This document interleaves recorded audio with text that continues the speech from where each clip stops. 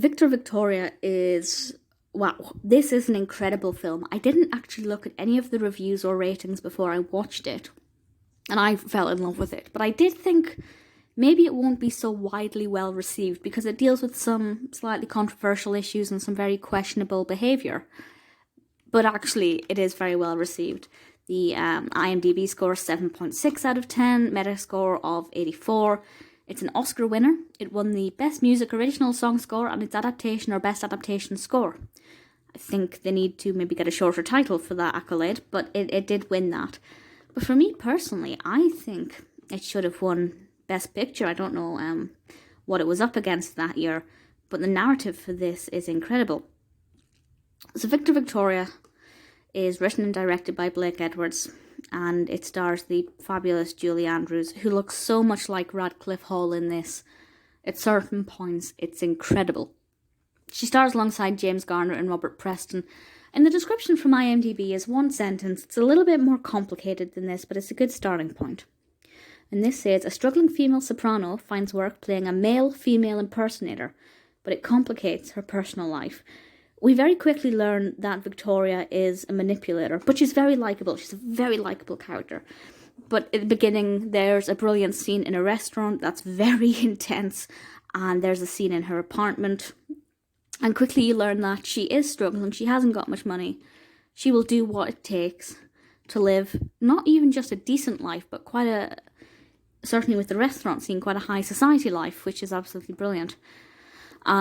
But when things get going is when she realises or accepts the fact that she's not making it as a female singer in her life. So she decides to pose as a man in drag. So she is a woman playing a man, playing a woman, very convincingly. And there is a lot of tension because you don't know at any point if she's going to be exposed, if she's going to get away with it, is she going to become very successful? When she is playing Viktor, how is she going to sound like this? How is this possible? But obviously when she's in her male alter ego, that's not without complications. This is set in Paris. We have a lot of beautiful Parisian scenery in 1930s. The costumes are glorious. The music is lovely. But for me, it's the narrative. Because I'm so passionate about this kind of thing. There are various, as I mentioned, Radcliffe Hall, who dressed as a male.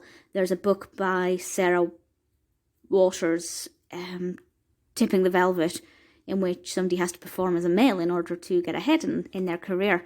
So I'm very passionate about this subject and find it very interesting to study and to look at. And obviously this one's slightly different because Viktoria is playing Viktor, who is on stage as a woman. So it's slightly different, but it's very tastefully done. It's very delicate, and it's very believable. You know, sometimes you get films like this where you just think, how does nobody know that she is actually a woman? For example, a film that I absolutely love is Connie and Carla, but at no point do I understand that it's believable. But I love it.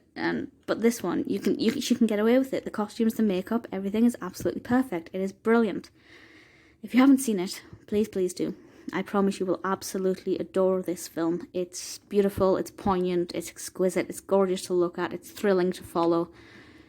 Viktoria is one that I would consider to be one of Julie Andrews' most underrated. When you think of Julie Andrews, you think of Sound of Music, Mary Poppins, all fantastic films.